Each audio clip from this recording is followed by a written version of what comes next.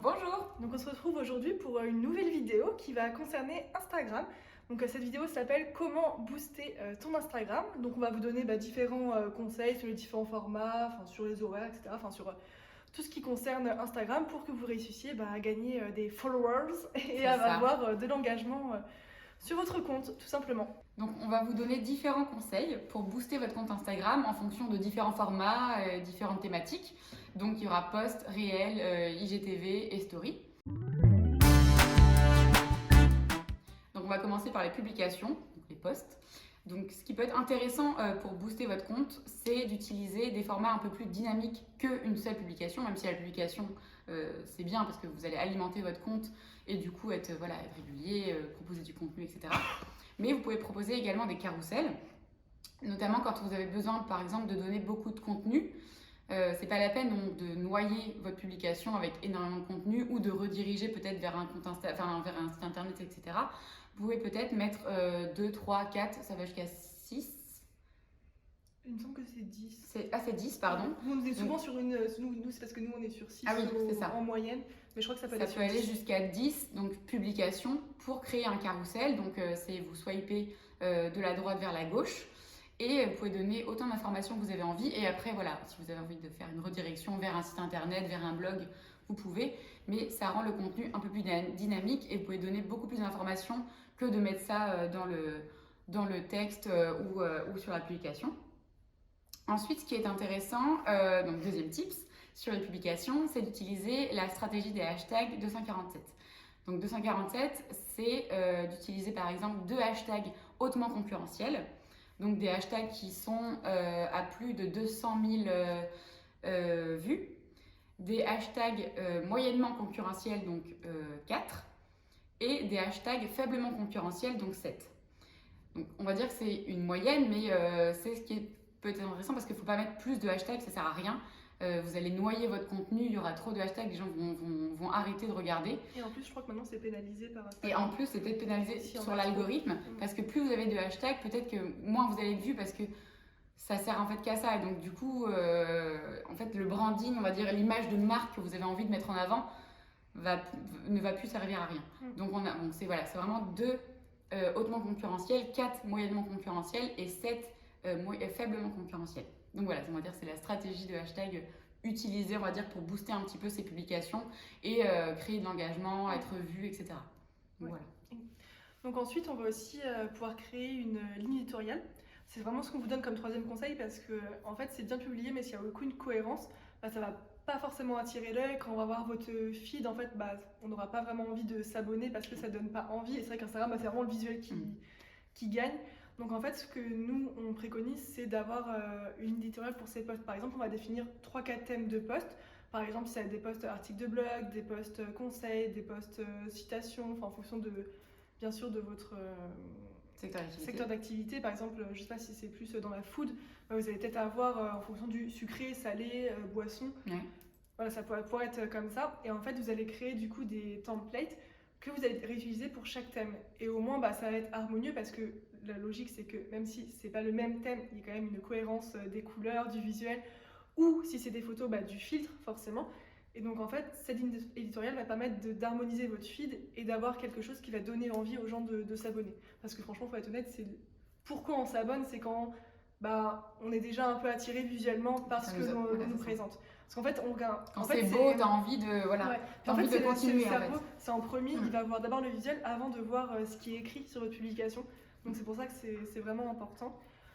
Et ensuite, ce qu'on préconise aussi, c'est de créer des rendez-vous réguliers, c'est-à-dire que votre communauté sache que, je sais pas, tel jour dans la semaine, vous allez poster tel type de publication, tel autre jour, tel type. Et comme ça, en fait, dans leur tête, ils vont avoir des rendez-vous, c'est-à-dire, le lundi, je sais qu'elle poste une recette.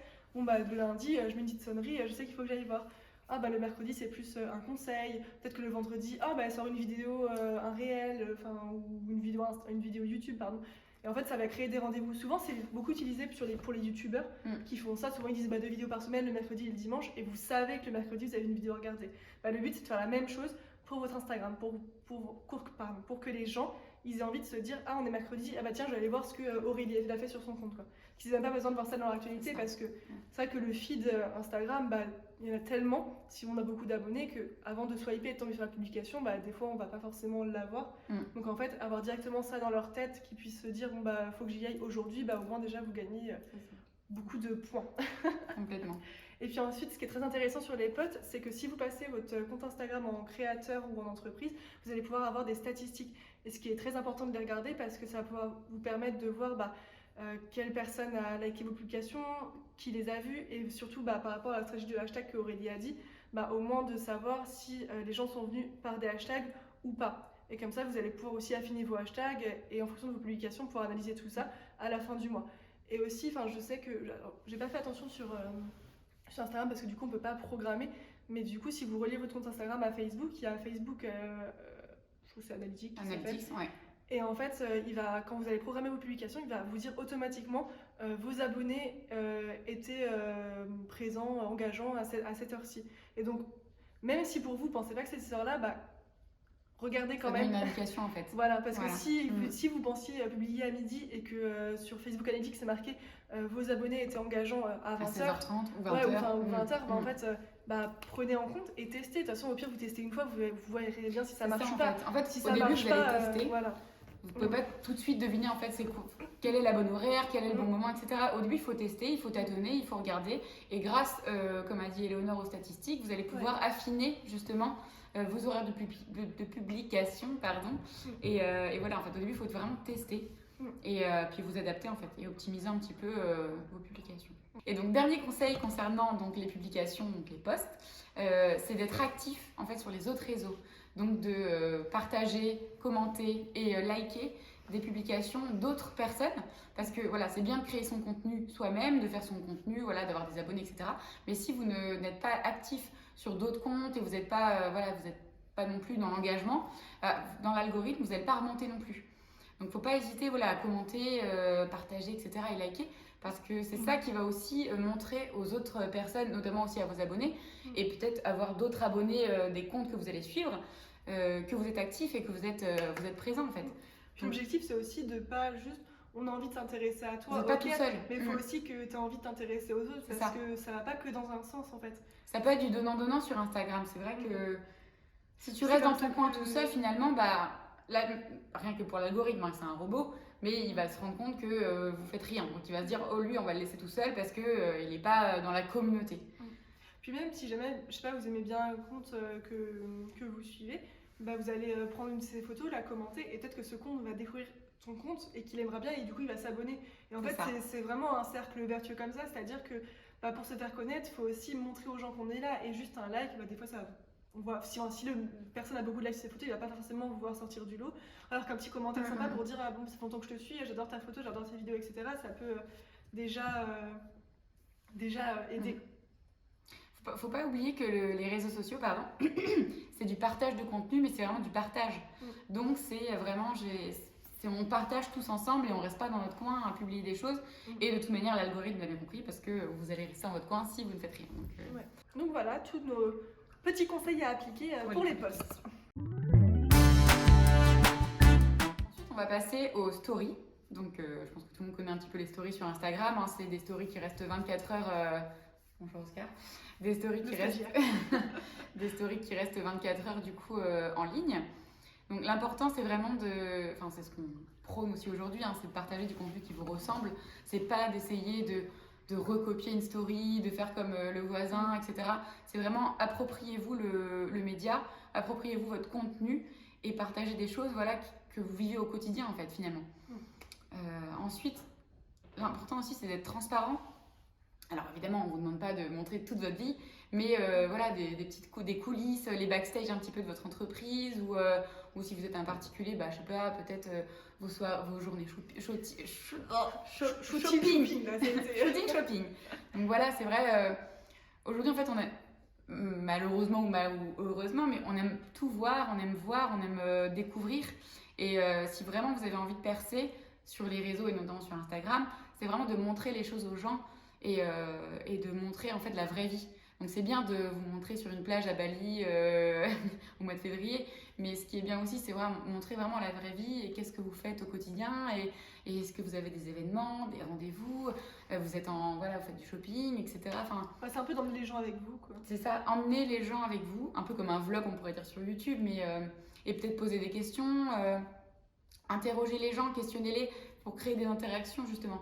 Donc voilà, la transparence, on va dire aujourd'hui maintenant, c'est la clé pour justement fédérer une communauté et créer un mouvement vers votre compte Instagram.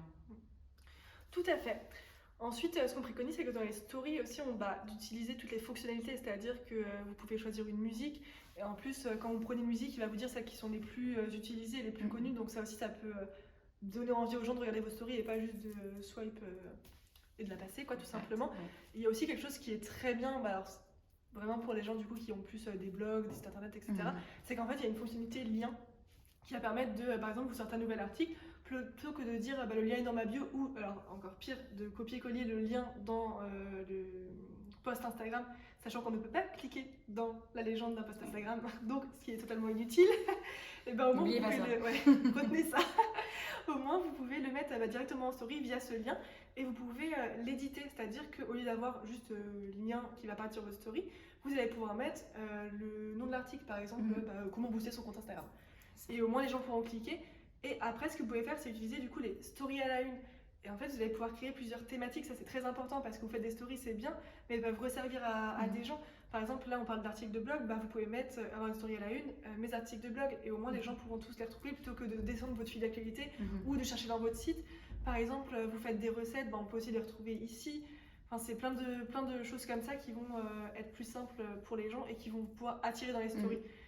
Après, ce qui est bien, c'est dans les stories, on peut aussi repartager, ce qui est important, mais ce qui est important, c'est aussi de vous montrer. C'est-à-dire que n'ayez pas peur du regard des autres qui vont dire « Ah, elle parle devant sa caméra, elle se prend pour une influenceuse. » Non. S'ils pensent ça, au pire, ils se désabonneront. On a juste envie de partager. Voilà, c'est ça. En fait, il faut savoir que plus vous allez vous montrer en story, plus vous allez créer une affinité avec votre communauté, qui vont forcément vous repartager, parler de vous, etc. Et ça sera toujours plus intéressant parce que vous allez raconter des choses. Enfin, on va voir que vous êtes passionné par ce que vous faites, parce que vous avez envie de partager, et en fait ça va déjà attirer de voir qui se cache derrière un compte Instagram et comment il parle, ce qu'il fait, etc. Donc ça c'est vraiment aussi très important en story de se montrer, quoi. Et puis après il y a toutes les fonctionnalités qu'on connaît, tout ce qui est stickers, des petits gifs. Ça, la localisation. Voilà. Température il n'y a plus maintenant, je crois qu'ils l'ont. Ouais, non. Ouais. Ou l'heure, enfin je sais pas si ça peut être. Ou ce qui est très bien aussi, c'est si vous sortez une vidéo ou un article de blog, je sais pas, quelque chose que vous avez teasé avant, maintenant on peut faire un compte à rebours. Oui, tout et à en fait, du coup, au moins votre communauté pourra s'abonner au compte à rebours et recevra une notification. Et ça aussi, en fait, c'est engageant. Après, il y a tout ce qui est quiz. ça aussi, tease un petit peu sur le contenu et du coup, ça donne envie d'aller voir et du coup de se donner rendez-vous à cette heure-là. Les stories, c'est vraiment pas à négliger parce qu'en fait, il y a plein de fonctionnalités où on peut cliquer. Tout ce qui est quiz, même les barres où on peut juste mettre j'aime à fond là. Les sondages, en fait, au moins, ça permet à la communauté de participer et ça, c'est vraiment.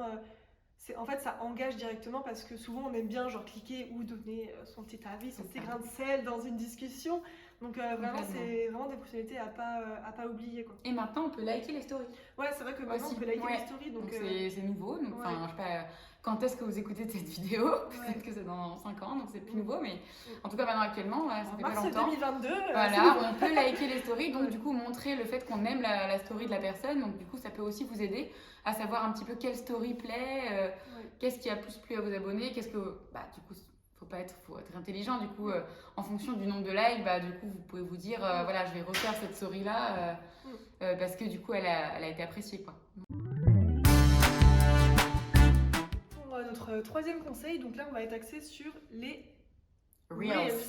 Dit réel quand je n'ai pas envie de prononcer à l'anglaise, parce que je veux franchement beaucoup faire. Tu as le droit, tu as le droit. Les réels. En fait, ce qui est bien, c'est vraiment immersif, c'est-à-dire qu'on s'est rendu compte déjà qu'avec TikTok, il y a de plus en plus de gens qui sont dessus, qui aiment bien swipe des vidéos à la suite, et les réels, en fait, c'est un peu la même chose, c'est-à-dire que si on va sur l'onglet réels sur Instagram, on aura beaucoup de vidéos qui vont défiler comme ça, et on va vraiment pouvoir rentrer dans l'univers des gens tout simplement en 10 secondes. Alors, je sais que sur TikTok, maintenant, c'est 3 minutes, et sur Instagram, c'est resté 1 minute, il me semble, de réel, de temps. Donc il faut vraiment bien condenser ce qu'on veut dire, mais au moins c'est pratique pour partager en fait un peu tout et n'importe quoi en fonction de votre thématique, hein, bien sûr, mais si c'est une recette, même si c'est un article de blog, vous pouvez le condenser en une vidéo en fait plutôt que de le montrer. C'est plus dynamique. Ouais, c'est plus dynamique et puis du coup ça introduit un peu pour après rediriger ensuite vers votre blog. T'es plus captivé finalement parce que t'as envie de rester en fait, ouais, t'as envie de regarder. Après, ce qui est bien aussi avec les réels, c'est que autant vous pouvez le faire du coup des réels liés à votre business, mais vous pouvez aussi faire des réels liés aux tendances, parce qu'en fait les tendances qui sont sur TikTok, bah, elles se développent aussi un petit peu sur Instagram, donc c'est bien aussi d'observer ça. Donc les tendances, en fait, vous pouvez, enfin maintenant on dit trend, les trends de TikTok, vous pouvez aussi bien les chercher sur TikTok et les refaire sur Instagram, ou aussi bien en swipant sur Instagram, vous allez directement les retrouver. Ça fonctionne en fait. Donc, ouais, nous, notre dernier réel, c'est vrai que ça fait longtemps qu'on n'a pas fait d'ailleurs. Non, oui. Le dernier, c'était. Note à nous-mêmes. Faire un réel. Le dernier, c'était sur comment être une bonne italienne, où on parodie un peu les pires choses que font les Français aux Italiens au niveau de la nourriture. Donc, prendre des pâtes 3 minutes, couper les spaghettis, etc. Une pizza surgelée. Ouais, une pizza surgelée. Enfin, bon, on a vraiment abusé. Le tiramisu industriel. Ouais. Et franchement, c'est réel, on peut dire qu'on a un petit peu percé, on a fait quand même 11 000 vues, donc on est à l'étape superstar, mais après voilà, on le dit fait à vous. Mais... Franchement, si j'avais un micro, je ferais ça. Ouais.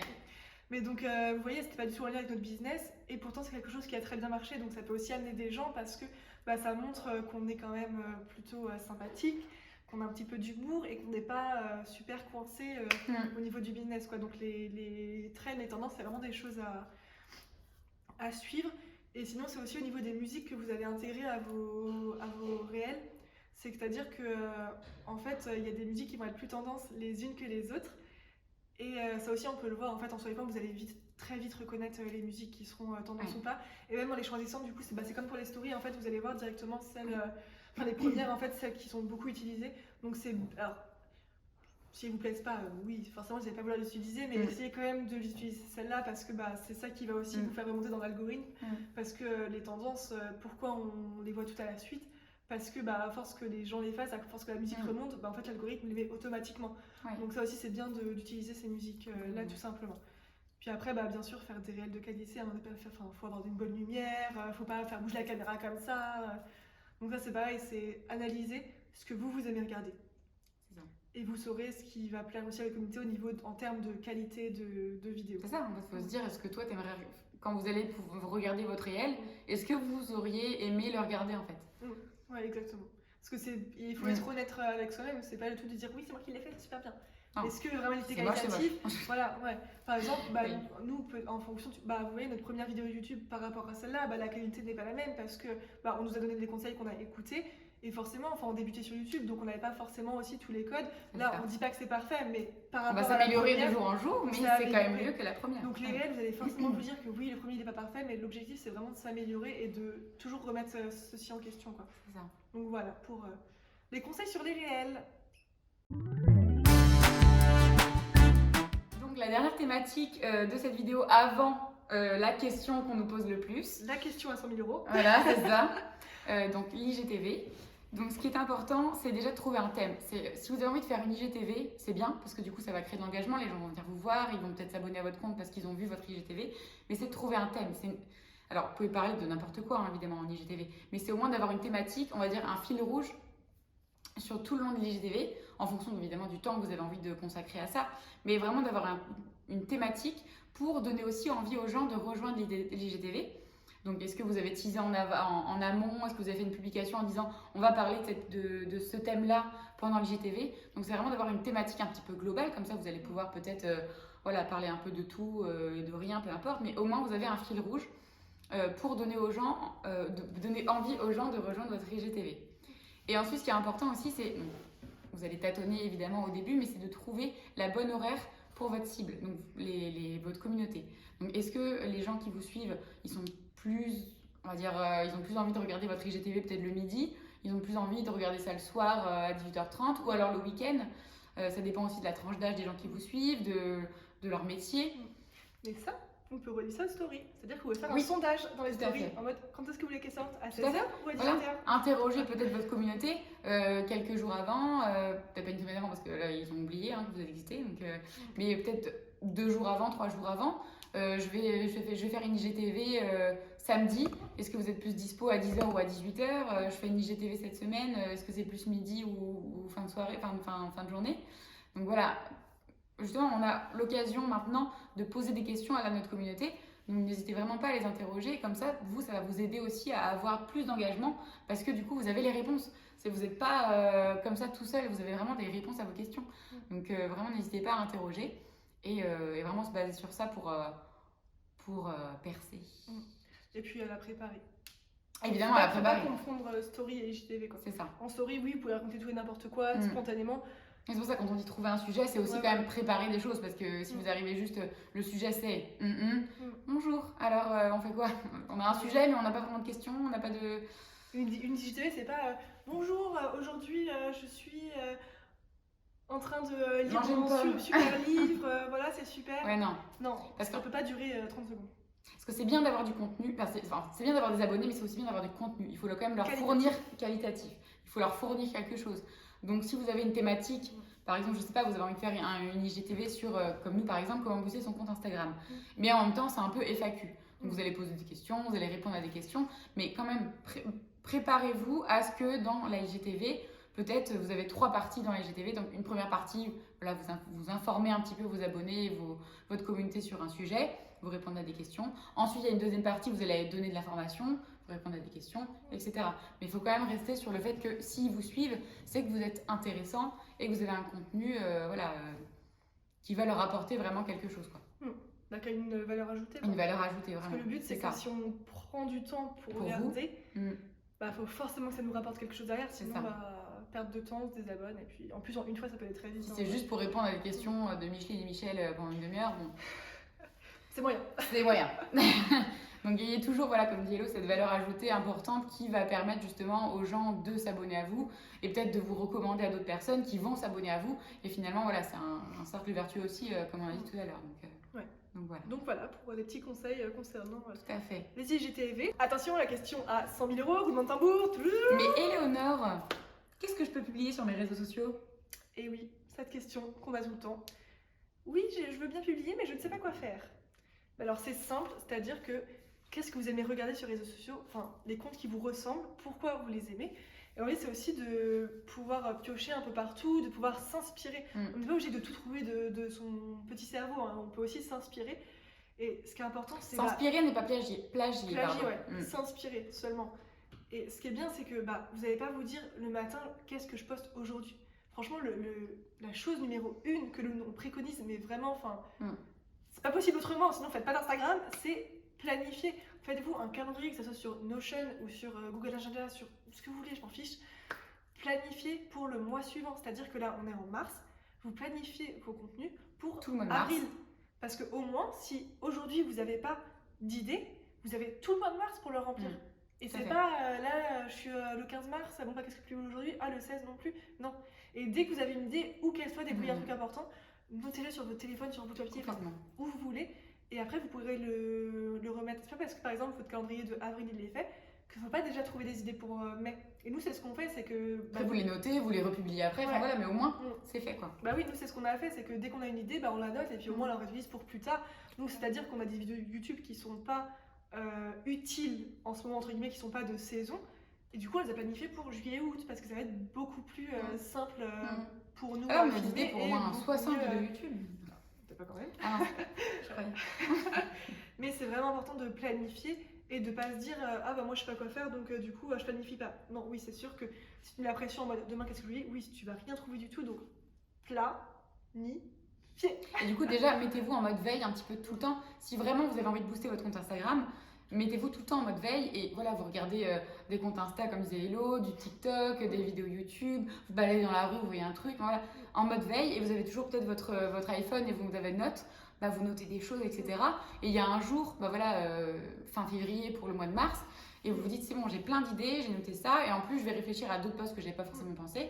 Et finalement, quand on est tout le temps en alerte comme ça sur des sujets qu'on a envie d'évoquer, etc., ou même des choses qui vous animent aussi au fond de vous, et voilà, ça va beaucoup plus vite et vous avez un mois tranquille quoi. Ce qui est bien, par exemple, cette vidéo elle va sortir mi-mars, vous dites pas oh ok super, ça va booster, je commence la semaine prochaine. Non, vous vous dites on est mi-mars, je vais commencer à poster le 1er avril. Comme ça, vous avez 15 jours pour définir votre planning d'avril. On a pensé à vous dans cette vidéo aujourd'hui.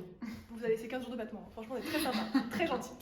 Donc voilà, donc ça c'est vraiment le premier conseil qu'on dit clairement pour répondre à cette question, parce que c'est vraiment important de planifier et de chercher à s'inspirer.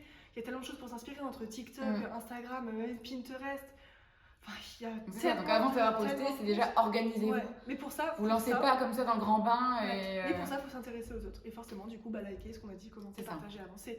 En fait, tout ce qu'on vous dit, ils sont tous en lien, nos conseils. En fait, c'est que si vous allez faire une chose, ça va vous rapporter pour une autre chose après. C'est ça. Donc, il faut vraiment prendre ça en compte, quoi. Et surtout, ce qui est important, c'est soyez naturel. Essayez pas de poster pour être quelqu'un d'autre. Soyez vous-même dans vos publications, racontez ce que vous avez raconté, ce qui vous tient à cœur. Et pas forcément des choses juste pour poster, parce qu'en fait ça va se voir. Déjà vous ne serez pas inspiré dans vos textes, dans vos visuels, donc forcément ça va moins plaire. Donc vraiment ce qui est important c'est soyez naturel sur ça. C'est pour ça en fait quand vous avez envie de publier des choses qui vous correspondent, qui vous ressemblent. Est-ce que vous aimez la cuisine? Est-ce que vous aimez les citations inspirantes? Est-ce que vous aimez l'histoire? Est-ce que vous aimez l'actualité? Vous avez envie de faire des posts sur ce qui se passe en ce moment. De toute façon, si on prend notre exemple, par exemple, si on s'adresse, là, si vous avez vos entreprises, nous aussi, nous ce qu'on fait, c'est que oui, on parle de la communication en général, de notre métier, mais on parle aussi des choses qui nous passionnent, c'est-à-dire que nous, on aime le sport, on aime la cuisine, et c'est des choses qu'on parle aussi également. On aime la motivation et la productivité, donc on met des citations, on utilise des... Et en fait, du coup, on partage aussi d'autres choses pour diversifier son contenu. Si vous n'avez pas d'entreprise et que là, vous regardez cette vidéo juste pour, personnellement, vous voulez vous développer sur Instagram, voilà. Et déjà définissez votre compte Instagram, c'est-à-dire que vous avez une thématique. Est-ce que vous allez plus parler de nourriture, peut-être un peu plus de voyage ou de lifestyle global? Il faut vraiment définir ce que vous allez poster. C'est ça, parce qu'en fait, il faut être honnête aussi sur notre compte Instagram à nous. Si on publiait que des posts sur de la communication, comment communiquer, sur des formats, etc., il y a plein d'abonnés qu'on n'aurait pas forcément, parce que du coup, ils nous suivent peut-être pour notre naturel, nos posts un peu qui changent en fait, et qui nous ressemblent, à Eleonore et Aurélie et pas forcément à l'agence La Graine. Donc du coup c'est pour ça aussi, après c'est des choses qu'on aime vraiment, on ment pas, mais c'est des gens qui se seraient peut-être pas intéressés à nous si on était resté que focus en communication. Donc c'est pour ça aussi qu'on a décidé de vraiment montrer nos personnalités pour pouvoir toucher plus de gens finalement. Exactement. Donc voilà, c'est vraiment ce qu'on vous répondrait. Si vous nous posiez encore cette question. Mais posez-la si vous n'avez pas, c'est pas clair, mais... Ouais. Mais voilà, après pour les entreprises, il faut savoir que du coup avec l'agence on propose aussi une prestation pour accompagner sur les réseaux sociaux. Oui. Donc si jamais vous voulez déléguer cette partie, et avoir Eleonore et Aurélie à la gestion de vos réseaux sociaux. Donc cette vidéo arrive à la fin, je pense que vous avez quand même pas mal de conseils pour réussir à prendre en main votre Instagram. Oui. Après le conseil vraiment global c'est ne faites pas ça du jour au lendemain, prenez le temps de bien tout cadrer. Préparez-vous. Voilà. Et si vous avez des questions, n'hésitez pas à nous envoyer un DM sur Instagram ou à répondre en commentaire. On serait ravis de vous répondre. Exactement, on vous répondra sans souci dans les meilleurs délais. Donc voilà. Et likez cette vidéo si vous avez envie de nous encourager. Ouais, donc n'hésitez pas à liker, commenter ou partager cette vidéo à des gens que vous connaissez, à vos proches ou sur vos réseaux sociaux. Ça pourrait intéresser. Ce que vous voulez. Voilà. Ciao! Salut!